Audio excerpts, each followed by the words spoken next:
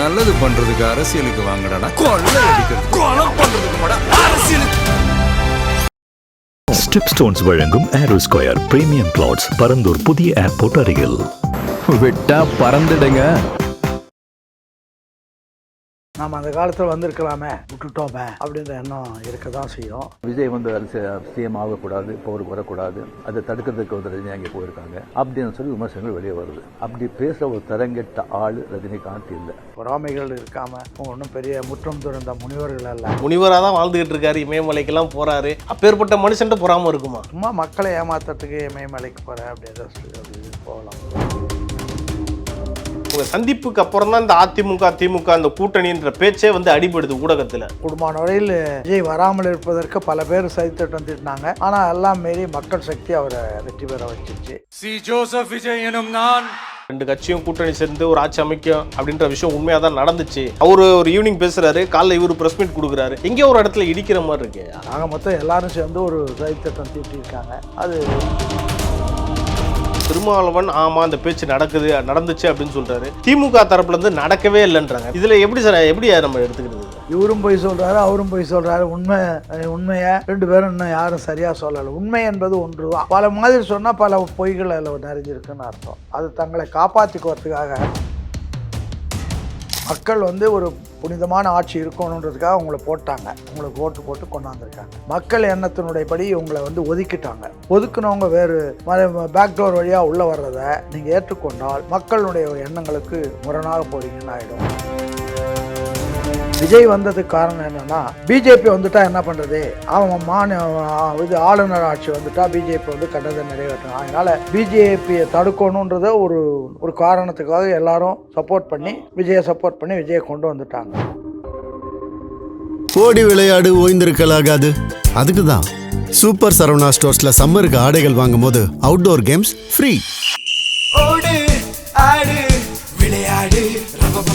Super Saravana stores சம்மா கோடையை கொண்டாடலாம்.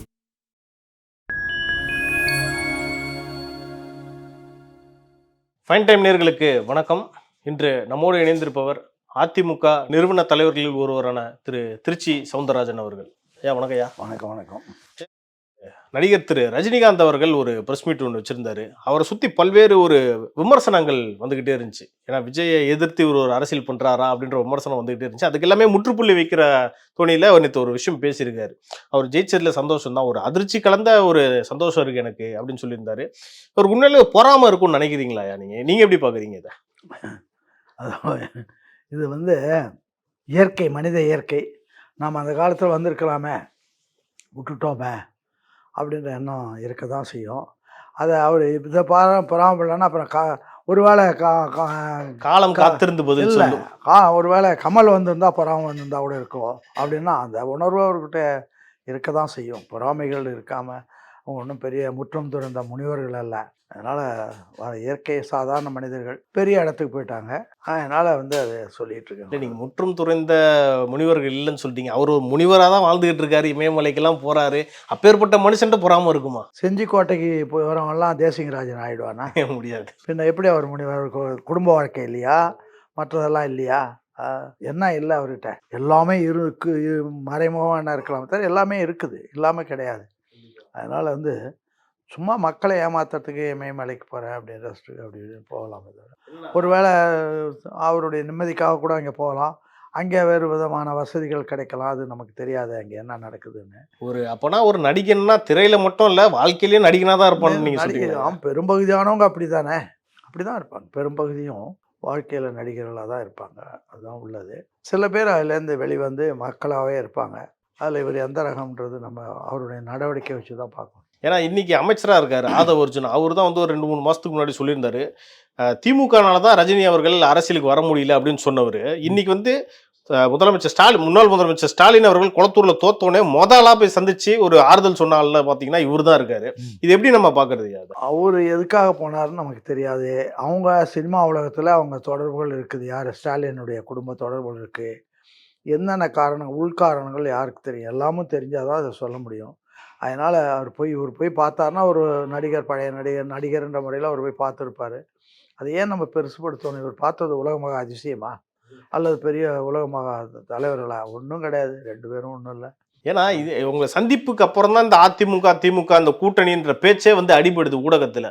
இதுல வந்து முற்றுப்புள்ளி, அதாவது முக்கிய புள்ளியா இருக்க போறது ரஜினிகாந்த் தான். முன்னாடியே அடிபட்டது. அதில் வந்து ரஜினி முயற்சி பண்ணாரு இல்லை அப்படின்ற மாதிரி ஒரு பிரச்சனை வந்தது. அதனால ஏதோ நடந்திருக்கு.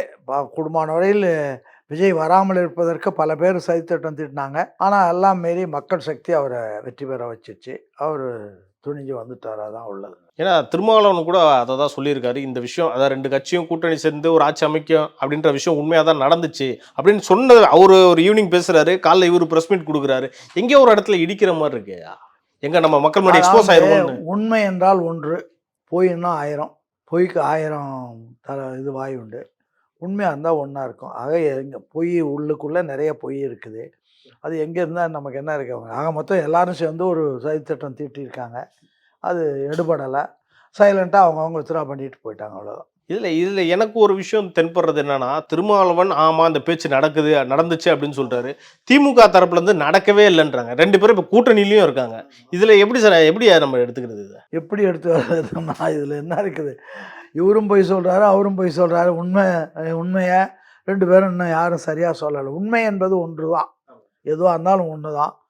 பல மாதிரி சொன்னால் பல பொய்கள் அதில் நிறைஞ்சிருக்குன்னு அர்த்தம். அது தங்களை காப்பாற்றிக்கிறதுக்காக. இப்போ அப்படி அவரை ஆக்கணும்னு சொன்னால் அதிமுகவோட உடன்பாடு போட்டோம் பேசணும் அப்படின்றது சொல்லணும். அதை சொன்னால் திமுகவில் இருக்கிறவங்க 2 ஒருத்தர் நீங்கள் எப்படி அதிமுகவோட பேசுனீங்க அப்படின்னு சொல்லுவான். அல்லது அதிமுகன்னு நீ எப்படி பேசுனேன்பா. அதனால் குழப்பமாக அவங்களே உண்மை ஒரு நாள் யதார்த்தமாக வெளியில் வந்துடும். அது ஒரு பெரிய பிரச்சனையே கிடையாது. ஏன்னா இப்போ அதிமுக எம்எல்ஏக்கள் கிட்டத்தட்ட ஒரு சிவி சண்முகம் தலைமையில் இருக்கிற எம்எல்ஏக்கள் 25 பேர் இன்னைக்கு வந்து தாவேக்காக்கு ஆதரவும் கொடுத்துருக்காங்க. இது வந்து நாளைக்கு இன்னும் பார்த்தீங்கன்னா இந்த அமைச்சரவை 23 பேருக்கு இன்னும் கொடுக்கல. அதில் வந்து அவங்களுக்கு இன்னும் கொடுக்கறதுக்கு வந்து நல்லதுன்னு நினைக்கிறீங்களா? என்னை பொறுத்த வரைக்கும் இவங்க அதை எதிர்பார்க்கறதுன்ன போது இவங்களும் தப்பு தான், கொடுக்கறதும் தப்பு தான். ஏன்டா மக்கள் வந்து ஒரு புனிதமான ஆட்சி இருக்கணுன்றதுக்காக அவங்கள போட்டாங்க, உங்களுக்கு ஓட்டு போட்டு கொண்டாந்துருக்காங்க. மக்கள் எண்ணத்தினுடைய படி இவங்களை வந்து ஒதுக்கிட்டாங்க. ஒதுக்குனவங்க வேறு பேக்டோர் வழியாக உள்ளே வர்றதை நீங்கள் ஏற்றுக்கொண்டால் மக்களுடைய எண்ணங்களுக்கு முரணாக போகிறீங்கன்னு ஆகிடும். அதனால் அதை பற்றி விஜய் தான் சிந்தித்து முடிவு எடுக்கணும். அதுக்கு தகுந்த மாதிரி தான் அதை பண்ணணும். அப்போ இது ஒருவேளை அவருடைய ஆதரவை வந்து விஜய் வாங்கிக்கிட்டாருன்னா இப்போ குதிரை பேதம் நடந்திருக்குன்றது மாதிரி தான் நம்ம அர்த்தமாயிரும். ஆதரவு எப்போ வாங்கினாரு?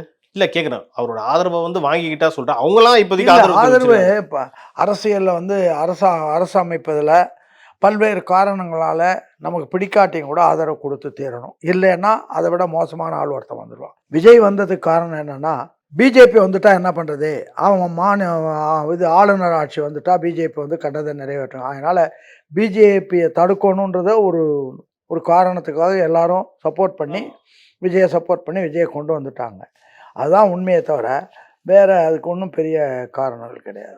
அதிமுகவில் இன்னமும் அந்த கொறடா யாரு? எடப்பாடி தரப்பு வந்து கொறடா வருவாங்களா, இல்லை சிவி சண்முகம் தரப்புல கொறடா வருவாங்களான்னு கேட்டுட்டு இருக்கீங்க. நீங்க மிக மூத்த அரசியல் தலைவர்களில் ஒருத்தர். உண்மையிலே சபாநாயகர் இதை எப்படி கையாள்வார்னு நினைக்கிறீங்க? சபாநாயகருடைய எப்படி கையாள்வார்ன்றதுக்கு அவருக்கு 1000 பேர் யோசனைகள், பல்வேறு யோசனைகள் சொல்கிறதுக்கு இப்போ மிகப்பெரிய அந்த அரசியல் துறையில், அரசியல் வழக்குத்துறையில் அறிஞர்கள் இருக்காங்க.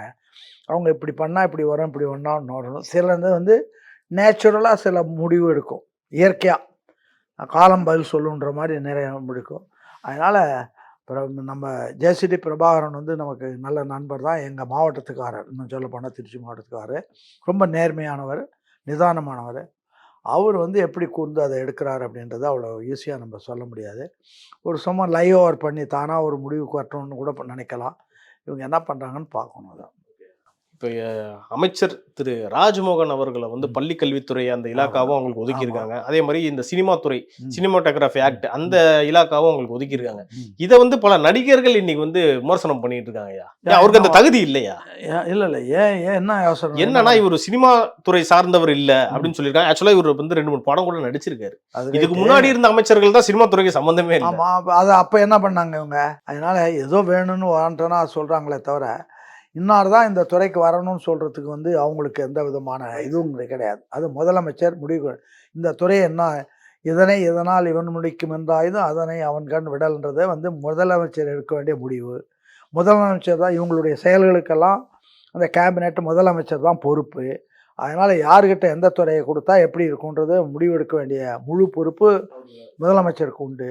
அதை போய் இவங்க கேட்குறதுன்றது தப்பு. அது தவிர ஒரு ஒடுக்கப்பட்ட ஒரு சமுதாயத்தை சார்ந்தவர் வந்திருக்காருன்றதுக்காக இவங்க பேசுனா அது இவங்களுடைய இது ஆதிக்க திமிரை தவிர வேற ஒன்றும் கிடையாது. அப்படி ஆதிக்க திமிர் இருந்தால் தானே அழிஞ்சு போவாங்க, அவ்வளோதான் உண்மை. அதே விஷால் மட்டும் அது கொஞ்சம் அதிகமாக குரல் எழுப்புறாரோ தெரியல. ஒரு விஷாலுக்கு வந்து ஆதிக்க திமிர் அதிகமாக இருக்கலாம், ஒரு வேளை என்ன பண்ணுறாருன்னு தெரியல. அல்லது அவருக்கும் இவருக்கும் என்ன தகராறோ, அது கடந்த காலத்தில் ஏதாச்சும் எதில் தகராறு என்ன தகராறுன்னு நமக்கு என்ன தெரியும். அதனால் விஷால் எடுக்கிறது, விஷாலை வந்து எல்லாரும் யோகியர்னு இங்கே சினிமா துறையில் ஒத்துக்கிட்டாங்களா? எத்தனையோ பிரச்சனை வருது, பண பிரச்சனைகள் வருது, அது வருது, இது வருது, இதெல்லாம் இருக்குது. அதனால் விஷால் சொல்கிறத நம்ம வந்து பெருசாக எடுத்துக்க வேண்டியதில்லை. ஏதோ அவரும் ஒரு தனி மனிதர் சொல்கிறாருன்னு விட்டுட்டு போகணுமே தவிர விஷால் சொல்கிறதுனாலே வந்து வேத வார்த்தையை எடுத்துக்க முடியாது, வேத வாக்கை எடுத்துக்க வேண்டிய அவசியம் இல்லை. ஓகே, சிறப்பு. நிறைய விஷயம் அரசியல் சார்ந்த பல விஷயங்கள் இன்னைக்கு நீங்கள் வந்து கேட்டதுக்கு சிறப்பாக பதில் சொன்னீங்க. உங்கள் நேரத்துக்கும் கருத்துக்கும் நன்றியா. வணக்கம், நன்றி.